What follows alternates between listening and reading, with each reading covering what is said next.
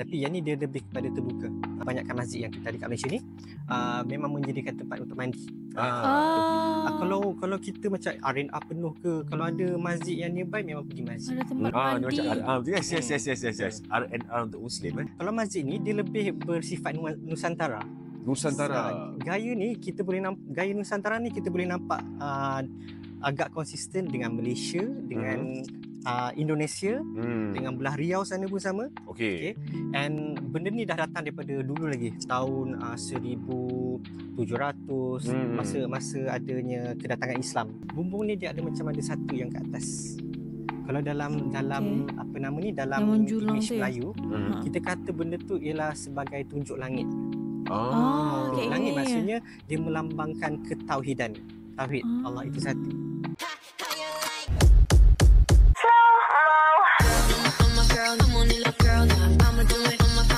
Assalamualaikum, Elsa di sini. Hai guys, hai semua, halo tetangga, gimana kabar teman-teman semua? Semoga sehat selalu, semoga bahagia selalu, dan semoga hari teman-teman semua selalu good day. Selamat datang di channel YouTube Elsa Widianti Putri. Hari ini kita akan mereaction sebuah hal yang sangat-sangat menakjubkan dari sebuah pusat community R&R untuk Muslim atau Masjid Cyberjaya 10. No kubah, no problem. Nanti kita lihat sama-sama seperti apa videonya. Tapi sebelum dimulai video reactionnya, seperti biasa, aku mau ajakin teman-teman semua dulu untuk subscribe channel ini dan aktifkan lonceng notifikasinya supaya tidak ketinggalan updatean terbaru dari channel ini. Dan bagi teman-teman yang mau request, bisa banget DM di Instagram aku di @elsiwidiantiputri. Tidak tanpa berlama-lama, tanpa membuang masa, jomlah kita mulai video reactionnya. Are you ready? Let's go. Assalamualaikum warahmatullahi wabarakatuh. Anda bersama dengan saya Zul Tinta-Perpuluhan Zami. Hari ini kami berada di Masjid Cyberjaya 10 dan hari ini saya tak berkesorangan. Saya ditemani oleh seorang teman yang anda pernah dengar di episod 25. Episod 25. Okey, boleh kenalkan diri tak? Saya Azlan Arif, pensyarah daripada Seni Bina, dan saya pernah juga bekerja sebagai seorang arkitek, dan saya ada hari ini kerana jemputan TTYL. Terima kasih. Thank you. So hari ini podcast. kita nak explore Masjid Cyberjaya 10. Nah, ini dia. Mari.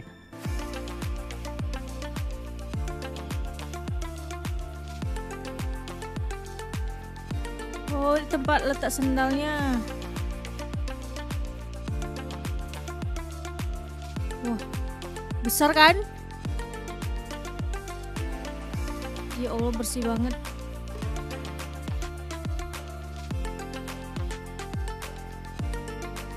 Ada kura-kura. Terawat banget sih guys. R&R untuk Muslim, Masjid Cyberjaya 10. Okay, so Ellen, first nak tanya, how do you feel? Apa perasaan bila masuk ke kawasan Masjid Cyberjaya 10 ni? First datang sini, okay, this is another masjid yang macam very modern, very contemporary, and at the same time dia respect kepada dia punya community. So kita nampak how people interact, the space is being used, and then daripada segi first impression, dia punya material, sebab kadang-kadang cara kita bertanya dengan orang biasa, dengan orang yang design, unik banget kadang-kadang ya. ada benda yang kita nampak Di dan sini. orang biasa mungkin nampak benda lain. Korang lah tu yang biasa tu. Bukan, maksudnya orang yang bukan bidang seni bina lah, kan, layman term kan.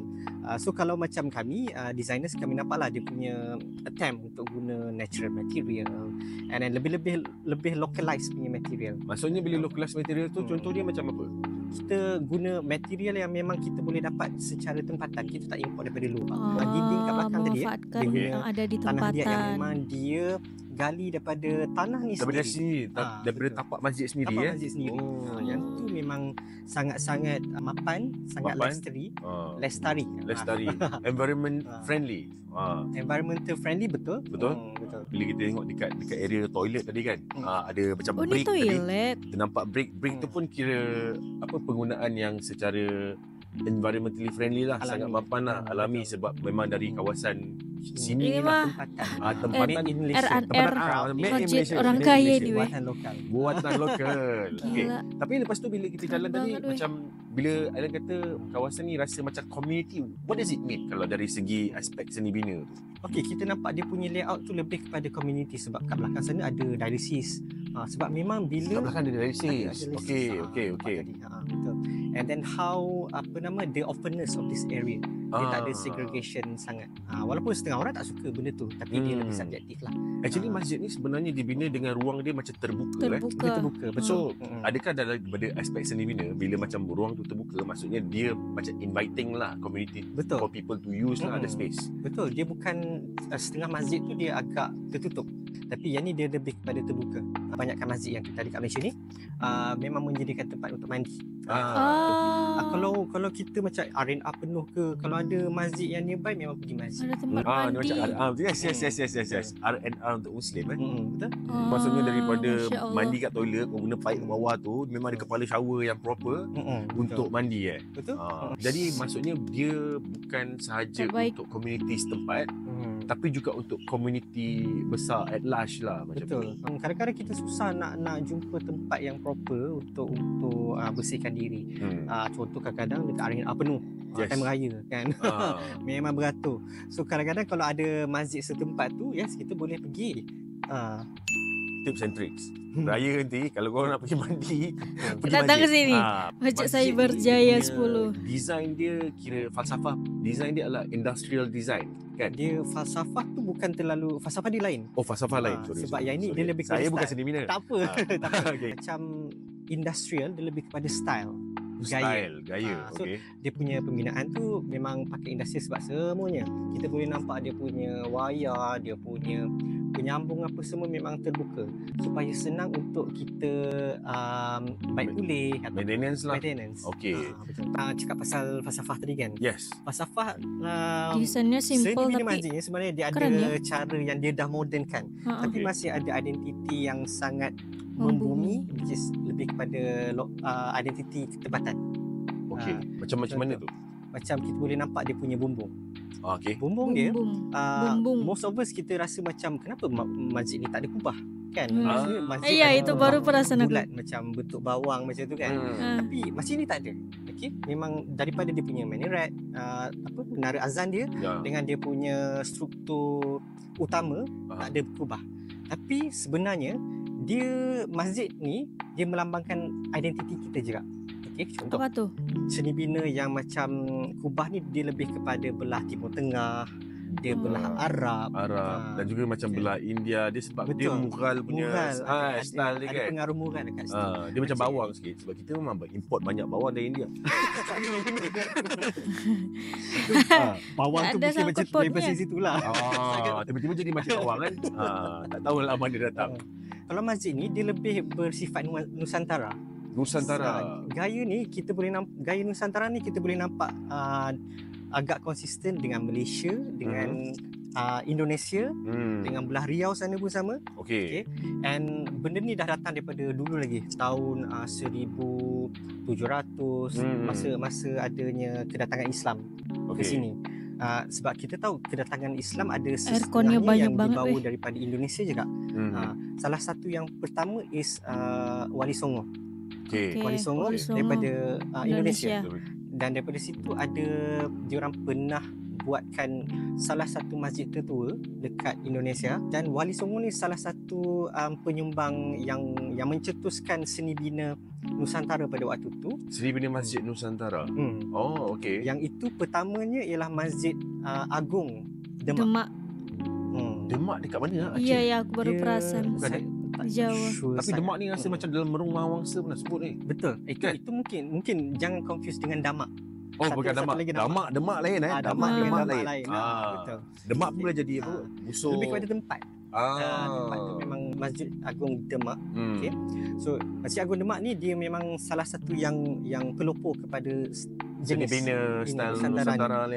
Okay. Tak ada kubah yang bulat. Kita tengok dia punya bentuk dia melambangkan Meru. Kita panggil ini ialah bumbung Meru. Bumbung Meru. Macam Meru Kelang. Meru Kelang, betul. Meru. Tapi Meru sebenarnya berasal daripada Indonesia. Gunung Meru. Ya. Okey. Dan dia ada satu spiritual ataupun falsafah spiritual yang sama. Dan prinsip dia ada yang kita boleh selarikan dengan Islam juga. Okay, which is kalau macam yang bumbung Meru ni, Meru ni diilhamkan daripada Gunung Meru. Okey. yang berada di Indonesia. Tempat tu daripada dulu, kalau awal-awal sebelum kedatangan Islam, tempat Gunung Meru tu dianggap sebagai suci sebab ada dewa-dewi yang bersemayam kat atas tu. Tapi kalau kita asimilasikan dengan Islam, yang bersemayam di atas, kita fahaman kita ialah Arash. Betul. Yang ke atas. So sama juga dia aplikasikan dalam seni bina. That's why kita nampak bumbung Meru ni dia boleh melambangkan kesucian tempat beribadat. Bumbung Meru ni macam tak perasan dah tadi, dia berlapis ke? Dia berlapis, betul. Maksudnya macam ada bawah, tinggi sikit. Ada atas. Betul. Lagi satu jenis dekat Indonesia, dia punya bumbung tu nama dia bumbung joglo. Joglo. Joglo. J-O-G-L-O. J-O-G-L-O. Joglo, bukan jomblo. Jomblo tu lain. Jomblo tu saya, bujang. Aduh, promosi apa kewe? Joglo tu kalau dekat dalam masyarakat Nusantara Indonesia, bumbung joglo tu makin tinggi bumbung dia, makin tinggi kedudukan sosial dia. Ini di rumah ke? Di rumah. Kalau macam dekat masjid dia ada bumbung Meru. So bumbung Meru tu pun dia ada yang setengah yang memang melambangkan ketinggian. Okey. Dia kalau joglo dia punya tingkatan tu lebih banyak. Okey. Bali pun ada. Tapi di Bali memang dia lain fahaman. Lain fahaman lah. Tapi sebab dia image Nusantara, dia respect kepada apa yang budaya kita terdahulu, tapi disesuaikan dengan image Islam. Orang Dewan Solat Utama kat belakang ni tau. Nampak? Diorang dah pasal lampu dah sebab kita tengah buat recording. So tu Dewan Solat Utama. Ini kira macam kawasan lebih lah macam tu. And this area macam kita tengah nampak kita bergayut-gayut kaki macam ni lah. Ni apa benda ni Len? Ini salah satu tempat yang macam lebih santai sebab Dewan Solat Utama dia lebih formal. Besar banget kan? Kan. Yang ni lebih santai. Bersih juga. Jadi orang mungkin boleh bersembang sikit-sikit macam lepas keluar daripada solat utama kan kita nak keluar daripada masjid kan kita boleh bersembang, haus, yogi apa semua kan. Betul. Tapi yang ni untuk kita duduk macam ni, masjid ni bagus sebab dia ada tempat yang hujung kat sini. Kita boleh lepak secara santai. Kalau tengok kan dia punya ni, kita kalau setengah orang dia macam saya mungkin agak tinggi lah. Kalau setengah orang dia just nice untuk dia hayutkan kaki dia. Macam nail lah, nail dia boleh kaki tergantung lah. Sebab kita memang kita tinggal kasut kat sana. Betul. Tapi at the same time kita nak appreciate ataupun nak menghargai kehijauan kat sini. Kita boleh duduk kat sini dan design masjid ni memang dia khaskan supaya orang tak perlu pun nak kotorkan kaki untuk turun. Jadi boleh gayut-gayut kaki macam tu lah, gantung kaki lah. Betul. Contoh macam yang community kan, kita boleh nak tengok dia tanam pokok-pokok yang buat berbuah. So bila berbuah tu orang boleh sama-sama nikmati. Bila musim dia belum lebat kan. Ada tanaman dekat tepi-tepi ni sebenarnya membantu untuk menyejukkan kawasan di sekitaran. Betul tak? Betul. Sebab dia punya rimbunan tu kan, dia boleh kalau kita daripada terma sains kan kita faham yang pokok ni memang mengeluarkan oksigen. Kalau siapa yang datang belah subuh, dia punya pokok-pokok ni akan ada embun yang akan menyejukkan kawasan ni. So dari situlah pokok ni boleh membantu untuk menyejukkan persekitaran masjid. Faham.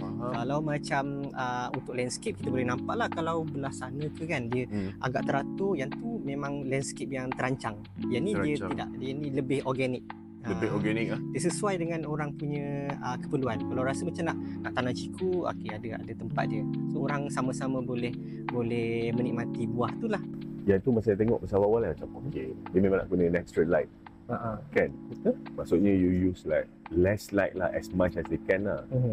Masjid ni dibina, dia macam idea dia macam nak buat untuk open kan?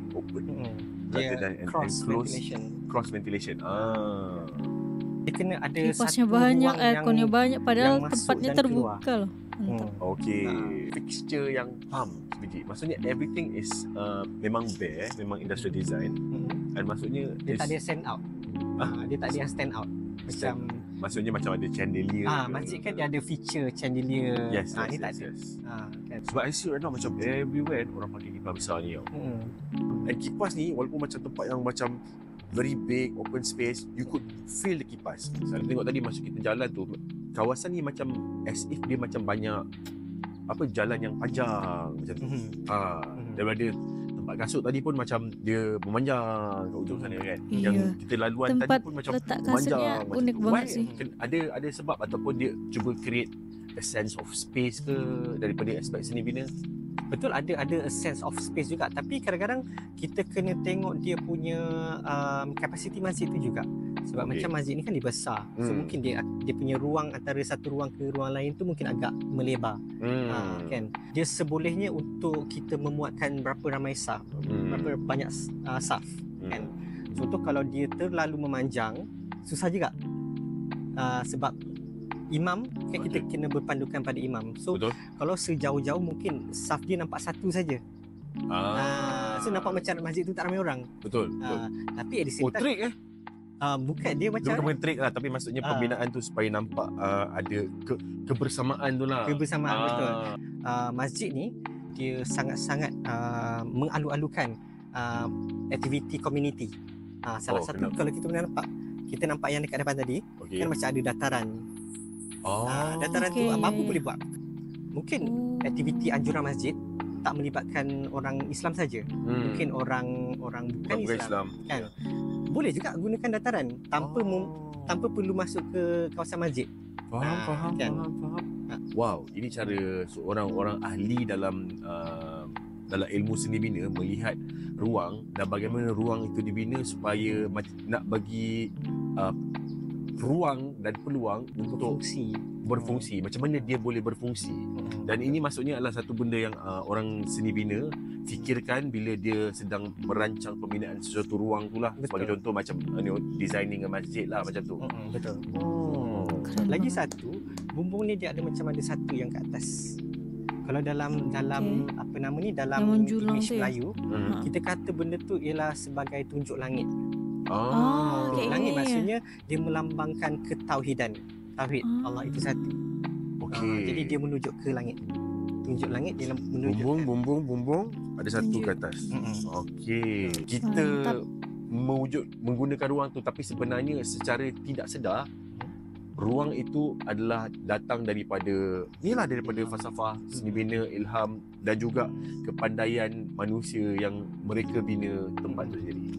Nice lah. Di balik masjid ini ternyata menjunjung tinggi image Nusantara. Juga tidak terlepas dari Indonesia, bagian Riau juga, Malaysia gitu kan. Kebanyakan masjid kan pasti desainnya pasti merujuk ke Arab, India gitu kan. Masjid Cyberjaya ini, atau bisa kita bilang RNR untuk Muslim gitu kan, karena tempat ini terbuka untuk siapa saja karena ada tempat mandinya. Jadi menurut aku sangat-sangat jarang sih masjid itu diangkat dengan tema atau dengan image Nusantara untuk memperkenalkan Nusantara itu sendiri gitu. Bahan-bahan yang digunakan untuk membangun masjid ini ya berasal dari tempatan gitu. Ingin memanfaatkan apa yang ada di tempatan, itu keren banget sih. Oke, untuk video kali ini cukup sekian. Semoga bisa menambah informasi bagi teman-teman semua. Nah nih, kalau nanti beraya kan di RNR ramai mengantri memandi kan, nah bisa langsung ke Masjid Putrajaya ini guys, ke Masjid Cyberjaya 10 ini guys. Oke, untuk video kali ini cukup sekian. Bagi teman-teman yang suka sama video ini, jangan lupa untuk like, komen, dan subscribe. Dan kita ketemu di next video. Bye bye. Assalamualaikum.